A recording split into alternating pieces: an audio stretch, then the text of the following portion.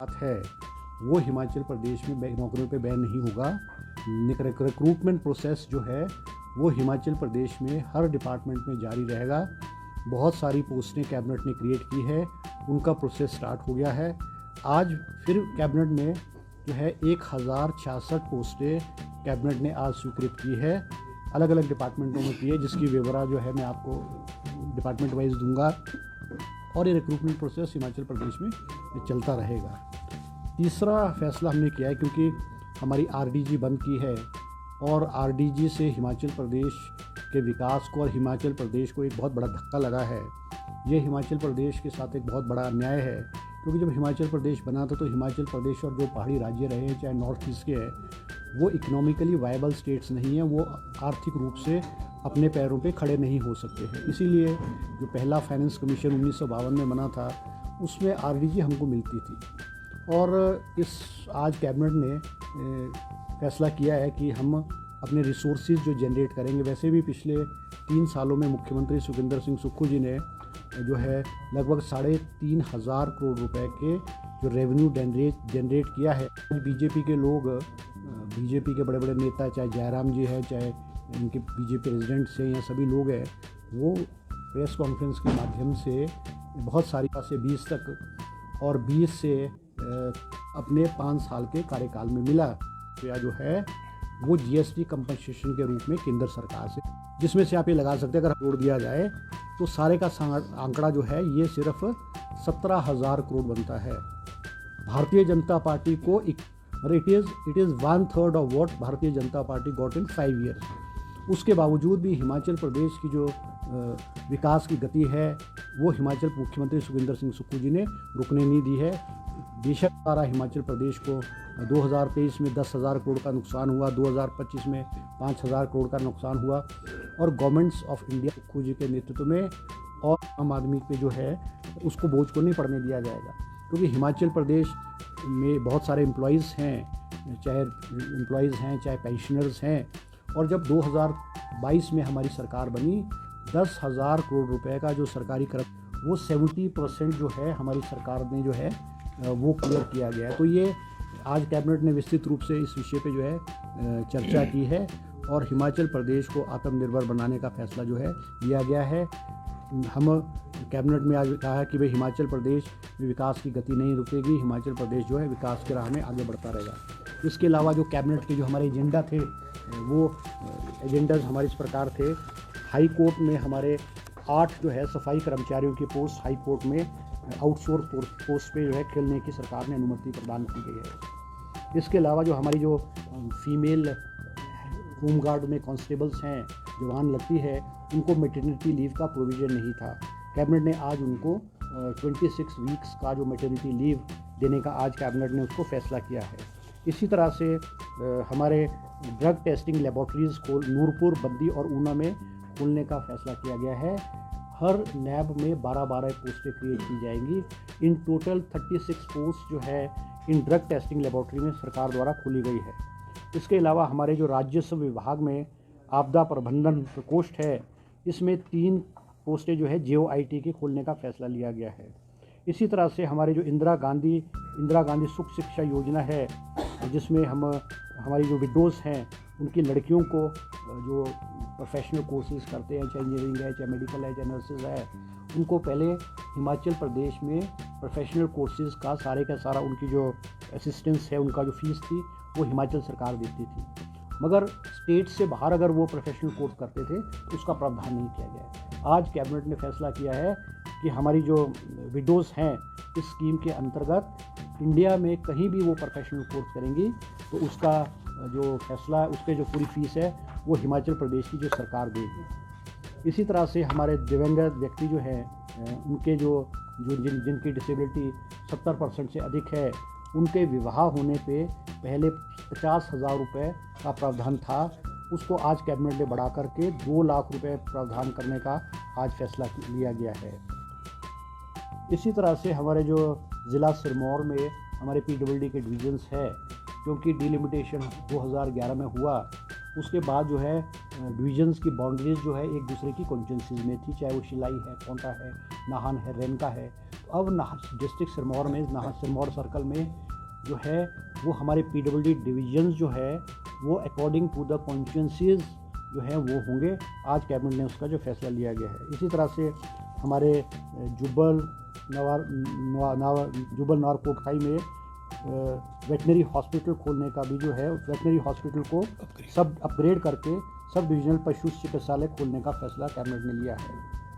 आज कैबिनेट ने 30 पोस्टें जो है, इसी तरह से एक हमारा प्रोजेक्ट है जायका के थ्रू प्रोजेक्ट है प्रपोज किया है स्टेट गवर्नमेंट ने, जिसमें लगभग कोई 1617 करोड़ रुपए का प्रोजेक्ट है, जिसमें हमारी जो हेल्थ इंस्टीट्यूशंस हैं, मेडिकल कॉलेजेस हैं, हॉस्पिटल्स हैं, इनकी जो मशीनरीज है वो आउटडेटेड एंड ऑब्सोलीट है। जैसे हमारे IGMC है, वहाँ पे हमारी जो CT स्कैन है वो 20 साल पुरानी मशीन है, अल्ट्रासाउंड या और मशीन्स है, आउटडेटेड है। इन सारी की सारी मेडिकल इंस्टीट्यूशंस में जो मशीनरी है हमारी लेटेस्ट मशीनरी का प्रावधान हो, इसलिए एक प्रोजेक्ट है जिसमें 1617 करोड़ का है, उसको आज कैबिनेट ने मंजूरी दी है। प्रोजेक्ट जैसे मंजूर होगा तुरंत जो है हिमाचल प्रदेश में मेडिकल इक्विपमेंट को जो है अपडेट और लेटेस्ट इक्विपमेंट को इंस्टॉल कर दिया जाएगा। इसी तरह से कैबिनेट ने आज 40 पोस्टें जो है फार्मेसी ऑफिसर, जिनको कि फार्मासिस्ट कहते थे पहले, अब उनका नाम चेंज करके फार्मेसी ऑफिसर्स किया है, वो 40 पोस्टें जो है health and family welfare department में सेंक्शन की है। इसी तरह से हमारी 150 पोस्ट जो है वो आज जॉब ट्रेनिंग की 150 पोस्टें कैबिनेट ने health and family welfare department में स्वीकृत की है। एक पोस्ट हमारे CSC पट्टामलो में जो है ज़िला सोलन में जो है कैबिनेट ने सेंक्शन की है। 190 पोस्ट हमारी जो है जूनियर इंजीनियर की क्रिएट की गई है, और इनकी रिक्रूटमेंट जो होगी वो डायरेक्टरेट ऑफ रिक्रूटमेंट के माध्यम से होगी, जिसमें IPH और PWD की पोस्ट होंगी। इसी तरह से 3 पोस्टें जो है sub divisional soil conservation officer की एग्रीकल्चर डिपार्टमेंट में आज कैबिनेट ने सेंक्शन करने का फैसला किया गया है। हमारी 5 पोस्टें जो है वो जॉब ट्रेनिंग के आधार पे सैनिक कल्याण विभाग में सेंक्शन आज कैबिनेट ने की है। आज कैबिनेट ने जो गवर्नर एड्रेस है, क्योंकि जो गवर्नर एड्रेस है हमारा बजट सेशन है वो 16 फरवरी से होगा, और पहले दिन जो गवर्नर एड्रेस होगा, तो गवर्नर एड्रेस को भी आज कैबिनेट ने जो है अपनी स्वीकृति जो है प्रदान की गई है। आज एक और महत्वपूर्ण फैसला लिया है कि हमारे जो शराब के ठेके हैं, एक्साइज पॉलिसी को भी आज कैबिनेट ने अपनी अनुमति प्रदान की है, और कैबिनेट ने फैसला लिया है कि शराब की जो ऑक्शन है वो ऑक्शन के माध्यम से जो है की जाएगी, और ये पहली बार जो है ऑक्शन के माध्यम से शराब के ठेकों की बोली जाएगी। अमूमन क्या होता था कि पहले डिप्टी कमिश्नर को ऑथराइज़ किया जाता था और वहाँ पे ठेकेदार आकर के बोली करते थे, और बहुत सारे लोग पूलिंग भी कर लेते थे। इसी वजह से जो शराब के ठेके हैं वो उसमें उतनी वृद्धि नहीं आती थी। अब ऑक्शन के माध्यम से हमारे शराब के ठेकों को जो है वो ऑक्शन किया जाएगा। इसी तरह से हमारे जो टोल्स हैं, जो टोल्स हमने हमारे बॉर्डर एरियाज़ पे लगे हैं, उनके बारे में भी आज कैबिनेट ने अपनी अनुमति प्रदान की है, और बेस वैल्यू जो है उसकी 180 करोड़ रुपीस जो रखी है। इसके अलावा एक पोस्ट एसोसिएट प्रोफेसर मैथ्स ये doctor YS Parmar university of horticulture and forestry में जो है वो सेंक्शन की गई है।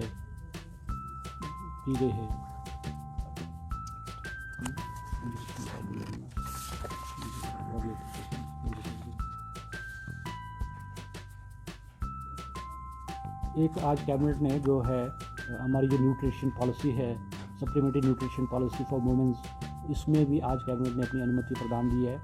इसमें पहले हमारे को जो है वो अब इसमें न्यूट्रिशन पॉलिसी में एग को भी ऐड कर दिया गया, दूध को भी ऐड कर दिया गया, फ्रूट्स को भी ऐड कर दिया गया है, ताकि जो बच्चों को जो है और न्यूट्रिशन और प्रोटीन जो है वो मिले। इसके अलावा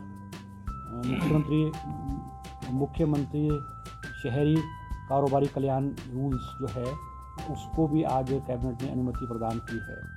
इसी तरह से हमारे जो स्ट्रीट वेंडर्स हैं उसकी पॉलिसी को भी आज, क्योंकि कैबिनेट सब कमेटी बनी थी, उसने अपनी रिपोर्ट दी थी, स्ट्रीट वेंडर्स की जो पॉलिसी है उसको भी कैबिनेट ने आज अनुमति प्रदान की है, जिसमें अलग अलग जो वेंडर्स वो कहाँ खोलेंगे, वेंडर्स की जो उनकी जो रजिस्ट्रेशन फ़ीस होगी कितनी होगी, कितने साल के लिए होगी, विस्तृत रूप से डिटेल में जो है वो कैबिनेट ने फैसला लिया है, जिसके बारे में मैं ज़्यादा लंबा में जाना नहीं चाहूँगा। इसी तरह से आज एक महत्वपूर्ण फैसला हमारी PWD डिपार्टमेंट में जो है, क्योंकि बरसात आती थी तो हमारी रोड्स बहुत ज़्यादा डैमेज होती थी और एक PWD द्वारा आंकलन किया गया है कि रोड्स हमारी क्यों डैमेज होती है, मेटलिंग टारिंग है, रूट्स है, डंगे। इसका एक कारण था कि हमारे यहाँ ड्रेनेज सिस्टम नहीं था। इसीलिए आज PWD डिपार्टमेंट ने प्रेजेंटेशन दी है जिसमें कि उन्होंने एक road drainage policy for public works department in Himachal Pradesh बनाई है, जिसमें कि रोड्स में जो ड्रेनेजेस है वो कैसे बनेगी, उनकी कैसे शेप होगी, किस तरह से निकासी होगी, एक डिटेल्ड प्रेजेंटेशन जो है कैबिनेट ने आज दी है ताकि रोड्स को डैमेज जो है वो कम हो। और एक और फैसला आज कैबिनेट ने किया है कि हमारे यहाँ जो रोड्स में पैच वर्क करते थे, जैसे सड़कों में गड्ढे मेटलिंग टारिंग कर देते थे, उसके बाद गड्ढे पड़ते थे, तो एक उसके लिए कोई एक स्टैंडर्ड SOP नहीं था। वो कभी कोई मिट्टी से भर देता था, कोई कैसे भरता था। तो आज PWD डिपार्टमेंट ने भी standard operation procedure for patch and pothole repair of bitumen roads for public work department of Himachal Pradesh, उसका भी एक प्रेजेंटेशन दिया है ताकि जो पैच वर्क हो उनकी लाइफ लॉन्ग हो, लंबी हो, और क्वालिटी वर्क जो किया जाए वो भी आज कैबिनेट ने अपनी स्वीकृति प्रदान की है। आज कैबिनेट ने जो है कैबिनेट ने 10 पोस्टें जो है फूड सेफ्टी ऑफिसर्स की भी जो है health safety department, health safety and regulation department में जो है सैंक्शन की है।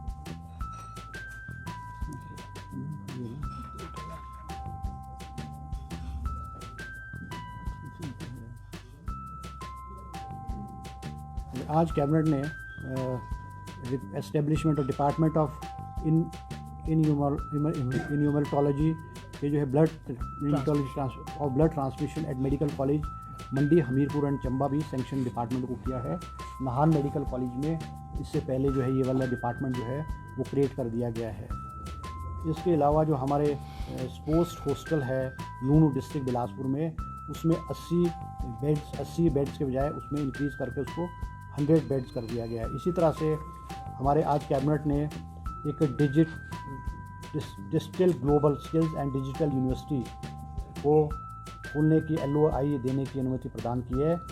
ये चंबा तहसील सियूंता डिस्ट्रिक्ट चंबा में खोला जाएगा।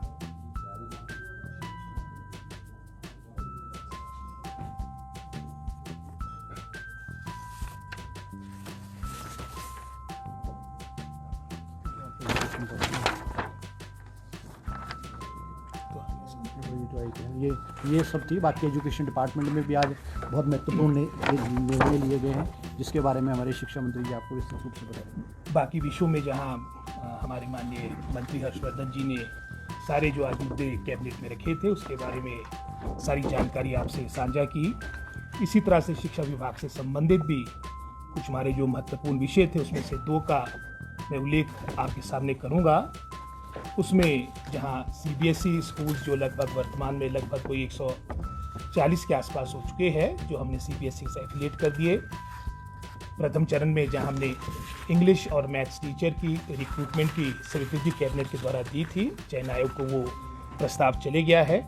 इसी तरह से लगभग कोई 600 अन्य पद, जिसमें हमारे फिजिकल एजुकेशन इंस्ट्रक्टर्स हो गए, जिसमें हमारे म्यूज़िक टीचर्स हो गए, 600 अतिरिक्त पदों की स्वीकृति भी हमारे इन CBSE स्कूल्स के लिए आज की कैबिनेट में हमें मिली है। इसी तरह से जहां वर्तमान में हमारे शिक्षा विभाग के अधीन लगभग कोई 9 हमारे स्पोर्ट्स हॉस्टल है, आज उसकी संख्या में भी वृद्धि हुई है, क्योंकि स्पोर्ट्स भी बहुत ही मैं समझता हूँ महत्वपूर्ण योगदान देती है अपनी एकेडमिक एक्टिविटीज़ के साथ, जिसमें हमारा Shillai government senior secondary school Shillai में हमारा कबड्डी का बॉयज़ का स्पोर्ट्स हॉस्टल आज स्वीकृत हुआ है। इसी तरह से हमारे चौपाल, यहाँ पर भी काफ़ी हमारे स्पोर्ट्समैन पहले निकले हैं, यहाँ पर भी हमारा वॉलीबॉल बॉयज़ का हमारा स्पोर्ट्स हॉस्टल स्वीकृत हुआ है। और इसी तरह से हैंडबॉल, जहाँ पीछे भी अभी कुछ रोज़ पहले भी जो हमारी राष्ट्रीय प्रतियोगिता हैंडबॉल की हुई थी अंडर 19 की, वहाँ पर घुमारवी में हमारा स्पोर्ट्स हॉस्टल शिक्षा विभाग के अधीन हमारा वहाँ के लिए स्वीकृत हुआ। तो एक तरह से 3 हमारे नए स्पोर्ट्स हॉस्टल हमारे स्वीकृत हुए हैं, जहां पहले 9 थे, अब ये 12 होंगे। इसी तरह से जो हमारा जुब्बल का स्पोर्ट्स हॉस्टल है, वहां पर जहां पहले 3 गेमें थी, उसके अलावा भी बॉक्सिंग की हमारी 15 सीटें गर्ल्स के लिए वहाँ के लिए स्वीकृत हुई है। तो ये प्रमुख रूप से हमारे शिक्षा विभाग से संबंधित, हाँ 135 पहले थे, 134 पहले थे, 140 मैंने बोल दिए हैं, ये इंक्रीज हो गया है और ये मैंने आपको सूचना दे दी थी।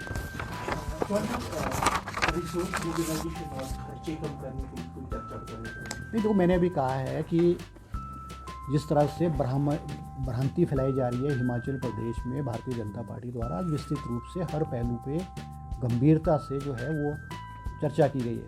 मुख्यमंत्री जी ने कहा है कि रिसोर्स, हर मिनिस्टर को कहा है कि अपने डिपार्टमेंट में आप कहाँ कहाँ किस तरह से रिसोर्सेज को कैसे जनरेट करोगे। एक विस्तृत रूप से उन्होंने कहा है कि मुझे कैबिनेट को प्रेजेंटेशन दी जाए, हम रिसोर्सेज कैसे मोबिलाइज करेंगे। दूसरा जो जो ऐसा खर्चा है जिसको कम किया जा सकता है, उसके बारे में भी आज कैबिनेट में चर्चा हुई है। मुख्यमंत्री जी ने कहा है कि जो वेस्टफुल एक्सपेंडिचर है, जिससे पब्लिक का कोई लेना देना नहीं है, एक ऐसा चीज़ जिसपे उसके बारे में भी मिनिस्टर्स को कहा गया है अपने डिपार्टमेंट में एक प्रेजेंटेशन दे। तो विस्तृत रूप से, बहुत बारीकी से हम इस पर विस्तृत रूप से चर्चा कर रहे हैं। और मैं फिर आपको कहना चाहूँगा कैबिनेट की तरफ से और मुख्यमंत्री जी की तरफ से कि हिमाचल प्रदेश के विकास को रोका नहीं जाएगा। कोई सी स्कीम हमारी है, इसको सरकार लेती थी, इसको नहीं रोका जाएगा। ये सारी की सारी स्कीमें जो है कंटिन्यू जो है वो रही है। केंद्र में भी तो जो हमारा केंद्र का बजट होता है, राष्ट्रपति का एड्रेस अलग होता है और उसके बाद ब्रेक होता है, उसके बाद फिर बजट पे चर्चा होती है। तो अभी जो हमारा पार्लियामेंट है वो शायद 14 के बाद रिसेस के लिए जा रहा है। तो वो जो प्रथा केंद्र में पार्लियामेंट में है, उस प्रथा को हमने यहाँ हिमाचल प्रदेश में आरंभ किया हुआ है। उन्होंने व्यवस्था परिवर्तन कर दी, इस दफा संडे के दिन भी कर दिया उन्होंने। हाँ देखो, बजट तो मार्च में पेश होगा ना। अब बजट तो मार्च में पेश होगा क्योंकि बहुत सारी चीज़ें जो है अभी पाइपलाइन में है, रिसोर्सेज कहाँ से कैसे आएंगे बहुत से। तो और बजट तो वैसे भी मार्च में हमेशा होता था, चाहे कोई सी भी सरकार रही है। अभी नहीं, तारीख तो आगे आ जाएगी ना, उसमें तय कर लेंगे। तो तारीख तय कर लेंगे। जी, एक तरफ सरकार कह रही है कि हम आर्थिक संकट में हैं, आपके फाइनेंस सेक्रेटरी पूरी प्रेजेंटेशन देते हैं, उस प्रेजेंटेशन के क्या मायने हैं? 2 दिन बाद मुख्यमंत्री कह रहे हैं कि हमारी आर्थिक स्थिति ठीक है, तो क्या 2 दिन में आर्थिक स्थिति? देखो एक बात कहूँ मैं, देखो एक चीज़, देखो आप मीडिया के माध्यम से मैं कहना चाहूँगा आप लोगों को भी कि पहली बार है हिमाचल प्रदेश के किसी सरकार और मुख्यमंत्री ने जनता को प्रदेश की आर्थिक स्थिति से जानकारी दी है, लाइव दी है। आज तक किस लोगों ने, आज पूरे पुरानी जो सरकारें रही है या मुख्यमंत्री रहे, कैबिनेट, उन्होंने हाइड किए चीज़ें। आज स्थिति ये आ चुकी है क्योंकि आरडीजी बंद होने की वजह से आज प्रदेश जो है आर्थिक संकट के दौर से गुजरा है। अगर मुख्यमंत्री ने और इस सरकार ने और कैबिनेट ने ये हिम्मत की है कि हिमाचल प्रदेश की जनता और पूरा देश ये जाने कि आर्थिक रूप से हिमाचल प्रदेश कहाँ खड़ा है, तो उसमें क्या गलती है? अगर फाइनेंस सेक्रेटरी ने जो प्रेजेंटेशन दी है, it is for the cabinet to decide, it is for the chief minister and the government to decide upon this facts. वो तो उन्होंने एक आपको कहा है कि ये ऑप्शन हो सकता है, ये ऑप्शन जो एक्सपेंडिचर के बारे में उन्होंने कहा है ना, सैलरी है, पेंशन है, स्कीम्स, सरकार के जो खर्चे हैं, हम कहाँ कहाँ क्या खर्च करें उसके बारे में कहा है। ये तो जो डेमोक्रेटिक गवर्नमेंट में फैसला तो कैबिनेट ने लेना है, अफसरों ने थोड़ी लेना है। वो तो it was just a presentation. एक बात सुनो, देखो एक बात सुनो, मैं बार बार कह रहा हूँ आपको, finance secretary is under the government, finance secretary is under the chief minister, he is under the finance minister. कोई भी डिसीजन लेना हो उसका से इस सरकार, पिछली सरकारों ने रेवड़ियाँ बांटी है। अब आप मुझे बताओ, 2022 में जयराम जी जब इनकी सरकार जारी थी, 2000 इंस्टीट्यूशंस खोल दिए। आप 4.5 साल तो आप काम नहीं करते, लास्ट के 6 महीने में आप इंस्टीट्यूशन धड़ाधड़ खोल रहे हो। अगर वो इंस्टीट्यूशन कंटिन्यू करते तो हिमाचल प्रदेश पे एडिशनल 5,000 करोड़ रुपए का एक लायबिलिटी होनी थी। हमको ठीक है कि लोगों की जो आशाएं हैं, अपेक्षाएं, इच्छाएं हैं, उनको पूरा करना एक चुनी हुई सरकार का फर्ज बनता है और प्रेशर होता है उसका। मगर हमको आज हिमाचल प्रदेश की स्थिति है कि कोई सी सरकार इस प्रकार की रेवड़ियाँ, खास करके अपने आखिरी टेन्योर में, आखिरी महीनों में इस प्रकार की रेवड़ियाँ नहीं बांट सकती है। तो ये सारे के सारों पहले, अब मुख्यमंत्री जी ने कल सर्वदलीय मीटिंग बुलाई है। हमने मेरी तरफ से as a parliamentary affair minister, मैंने जो हमारी पॉलिटिकल पार्टीज़ हैं हिमाचल प्रदेश में, चाहे भारतीय जनता पार्टी है, आम आदमी पार्टी है, बीएसपी है, कम्युनिस्ट पार्टी है, उनको निमंत्रण दिया है। और मैंने खुद चारों पॉलिटिकल पार्टीज़ के प्रेसिडेंट से उनको रिक्वेस्ट की है कि आप आएँ। ये जो लड़ाई है, ये जो आरडीजी बंद होने की, कोई कांग्रेस पार्टी की लड़ाई थोड़ी है। ये आर्थिक लड़ाई, ये आर्थिक संकट है। ये हमारा कांग्रेस का संकट थोड़ी है। ये हिमाचल प्रदेश के 70,000 लोगों का संकट है। इस संकट से हिमाचल प्रदेश को कैसे बाहर निकाला जाए, ये केवल कांग्रेस पार्टी की जिम्मेवारी थोड़ी बनती है। भारतीय जनता पार्टी एक बहुत बड़ा ऑपोजिशन है। बहुत बड़े बड़े भारतीय जनता पार्टी के नेता हैं।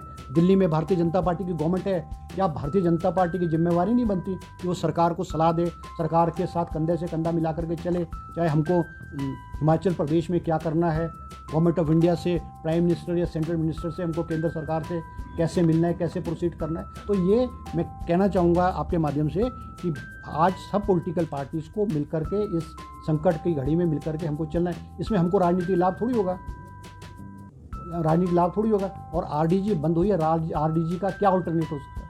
उसको आरडीजी के ऑल्टरनेट को निकालने के लिए हिमाचल प्रदेश आत्मनिर्भर कैसे हो, हिमाचल प्रदेश के लोगों की जो इच्छाएं और आकांक्षाएं हैं उसको कैसे पूरा किया जाए, ये हम सब की जिम्मेवारी बनती है। आप तो कह रहे हैं कि सारी चीजें चलेंगी, सैलरी मिलेगी। चलो, मैंने आपको विस्तृत रूप से आपको हर चीज़ के बारे में डिटेल में आपको बार बार बता दिया है। ठीक है, थैंक यू जी।